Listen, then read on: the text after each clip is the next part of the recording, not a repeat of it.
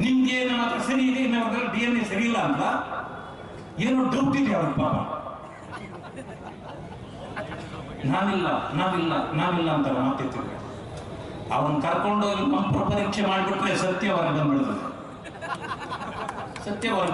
ಮಂಪ್ರ ಪರೀಕ್ಷೆ ಮಾಡಿಸ್ಬೇಕು. ಒಂದು ವಿಷಯ ತಿಳ್ಕೊಳ್ಳಿ, ನಿಮ್ಮ ಆಸ್ತಿ ನಾವು ತಗೊಂಡೋಗಕ್ಕೆ ಬಂದಿಲ್ಲ. ನೀವೇನ್ ಮಾಡಿದ್ದೀರೋ ಮಾಡ್ಕೊಳ್ಳಿ, ಅದು ಜನ ತೀರ್ಮಾನ ಮಾಡ್ತಾರೆ. ಈ ಕರ್ನಾಟಕದಲ್ಲಿ, ಅದರಲ್ಲೂ ಈ ಉತ್ತರ ಕರ್ನಾಟಕದ ಕಲ್ಯಾಣ ಕರ್ನಾಟಕ ಭಾಗದಲ್ಲಿ ನಮ್ಮ ಪರಿಶಿಷ್ಟ ಜಾತಿ ವರ್ಗಗಳ ಮೇಲೆ ಯಾಕೆ ಬಂದಿಲ್ಲ ಅಂದ್ರೆ ಅದು ಉತ್ತರ ನಿಮ್ಮ ಹತ್ರ ಇದೆ, ನೀವು ಕೊಡ್ಬೇಕು. ಇವತ್ತೆಲ್ಲ ನಮಗ್ ಸಾಕಪ್ಪ, ಯಾಕೆ ಅವ್ರ ಬಗ್ಗೆ ಮಾತಾಡಬಾರ್ದು ಅಂತ ಭಯಭೀತರಾಗಿ ಇದ್ದಾರೆ. ಅದರಿಂದಾಗಿ ರಾಜಕೀಯವಾಗಲಿ, ಸಾಮಾಜಿಕವಾಗಲಿ, ಆರ್ಥಿಕವಾಗಿ ನಮ್ಮವ್ರು ಯಾರು ಮುಂದೆ ಬರಲಿಕ್ಕೆ ಆಗಿಲ್ಲ. ಅದಕ್ಕೆ ಅವರ ವಾಯ್ಸ್ ಆಗಿ ನಾವು ಬಂದಿರೋದು, ಅವರಿಗೆ ಧ್ವನಿ ಇಲ್ಲದವರಿಗೆ ಧ್ವನಿ ಕೊಡಲಿಕ್ಕೆ ನಾವು ಬಂದಿರೋದು. ಯಾರು ತೊಂದರೆಯಲ್ಲಿದ್ದಾರೋ ಅವರ ತೊಂದರೆಯಿಂದ ಅವ್ರನ್ನ ಹೊರತರಲಿಕ್ಕೆ ನಾವು ಬಂದಿರೋದು. ಇನ್ನು ಮುಂದೆ ಯಾವುದೇ ಕಾರಣಕ್ಕೆ ನಿಮ್ಮ ಈ ದುರಾಡಳಿತವನ್ನು ಮಾಡಲಿಕ್ಕೆ ನಾವು ಬಿಡೋದಿಲ್ಲ. ಈಗಾಗಲೇ ಅದಕ್ಕೆ ಜಾತಿ ಬಣ್ಣ ಕಟ್ಟಲಿಕ್ಕೆ ಶುರು ಮಾಡಿದ್ದೀರಿ ಕೆಲವು ಕಡೆ. ಇಲ್ಲಿ ಜಾತಿಯೂ ಇಲ್ಲ, ಇಲ್ಲಿ ಧರ್ಮವೂ ಇಲ್ಲ, ಇಲ್ಲಿ ಮಾನವೀಯತೆ ಮಾತ್ರ ಇರತಕ್ಕಂಥದ್ದು. ಪ್ರತಿಯೊಬ್ಬರು ನಾವು ಮಾನವರು, ಹೆಣ್ಣಿರಬಹುದು, ಗಂಡಿರಬಹುದು, ಯಾವುದೇ ಜಾತಿ ಧರ್ಮಕ್ಕೆ ಸಂಬಂಧ ಇದೆ ಇರಬಹುದು. ಆದ್ರೆ ನಮಗೆ ಅದೆಲ್ಲ ಇಲ್ಲ. ಯಾರು ನೊಂದವರಿದ್ದಾರೆ, ಈ ಸರ್ಕಾರ ಅವರಿಗೆ ನ್ಯಾಯ ಕೊಡಬೇಕು. ಕೊಡ್ಲಿಲ್ಲ ಅಂತಂದ್ರೆ ಕೊಡಿಸ್ತಕ್ಕಂಥದ್ದೇ ನಮ್ಮ ಕರ್ತವ್ಯ. ಮಾತೆತ್ತಿದ್ರೆ ಹೇಳಿ, ಕಳೆದ ಸಾರಿ ಒಂದು ಮಾತು ಹೇಳಿದ್ರು, ಈ ಸರ್ಕಾರ 40% ಸರ್ಕಾರ ಅಂತಂದ್ರಿ, ಅದನ್ನು ಊಟ ಹಾಕಿದ್ದೆ ಪ್ರಿಯಾಂಕರಿಗೆ. ಸಿಬಿಐ ತನಿಖೆ ಆಗಬೇಕು. ಯಾವ ತನಿಖೆ ಆಗಬೇಕು? ಸಿಬಿಐ ತನಿಖೆ ಆಗಬೇಕು. ಸಚಿನ್ ಪಾಂಚಾಳ್ ಕುಟುಂಬಕ್ಕೆ ಪರಿಹಾರ ಕೊಡಬೇಕು. ಅಷ್ಟು ಮಾತ್ರ ಅಲ್ಲ, ತನಿಖೆ ನ್ಯಾಯಯುತವಾಗಿ ನಡೆಯೋದಕ್ಕೆ ಸಚಿವ ಪ್ರಿಯಾಂಕ್ ಖರ್ಗೆ ಅವರು ರಾಜೀನಾಮೆ ಕೊಡಬೇಕು. ಕೊಡಬೇಕು ಬೇಡವೋ? ಪ್ರಿಯಾಂಕ್ ಖರ್ಗೆ ಅವರು ಈಶ್ವರಪ್ಪನವ್ರ ಮೇಲೆ ಆಪಾದನೆ ಬಂದಾಗ ಹೇಳಿದ ಮಾತು ಇವತ್ತಿಗೂ ಲಭ್ಯ ಇದೆ.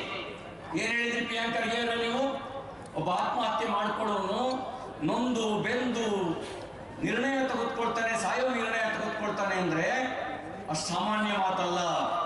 ಈಶ್ವರಪ್ಪನವರೇ, ನಿಮ್ಮ ಹೆಸರು ಡೆತ್ ನೋಟ್ ಅಲ್ಲಿ ಇದೆ, ನೀವು ರಾಜೀನಾಮೆ ಕೊಡಬೇಕು, ಒಂದು ಕ್ಷಣನ ಮುಂದೆವರು ಹಿಂಗಿಲ್ಲ ಅಂತ ಹೇಳಿದ್ರು. ಡೆತ್ ನೋಟ್ ನಲ್ಲಿ ಪ್ರಿಯಾಂಕ್ ಖರ್ಗೆ ಅವ್ರ ಹೆಸರಿದೆಯಾ ಇಲ್ವೋ? ಅವ್ರ ಆಪ್ತ ರಾಜು ಕಪೂರ್ ಹೆಸರಿದೆಯಾ ಇಲ್ವೋ? ಈಗ ರಾಜೀನಾಮೆ ಕೊಡಬೇಕೋ ಬೇಡವೋ? ಅಷ್ಟು ಮಾತ್ರ ಅಲ್ಲ, ಸುಪಾರಿ ಕೊಲೆಗೆ ಯಾರು ಹಪ್ತ ಕೊಟ್ಟಿದ್ದಾರೆ ಅನ್ನೋದು ಪತ್ತೆ ಆಗ್ಬೇಕೋ ಬೇಡವೋ? ಯಾರು ಹಪ್ತ ಕೊಟ್ಟಿದ್ದಾರೆ, ಎಷ್ಟು ಕೊಟ್ಟಿದ್ದಾರೆ, ಯಾರಿಗೆ ಕೊಟ್ಟಿದ್ದಾರೆ ಅನ್ನೋ ಸತ್ಯ ಹೊರಗೆ ಬರ್ಬೇಕೋ ಬೇಡವೋ? ಆ ಸತ್ಯ ಹೊರಗೆ ಬರಬೇಕು ಅಂತ ನಮ್ಮ ಹೋರಾಟ.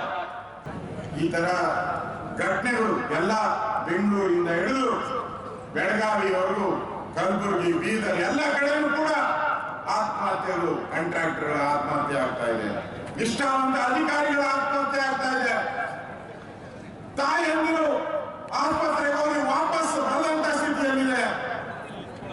ಇದಕ್ಕೆಲ್ಲ ಕಾರಣ ಕಾಂಗ್ರೆಸ್ಸಿನ ದುಡ್ಡಿನ ದಾಹ, ಕಮಿಷನ್ ದಾಹ.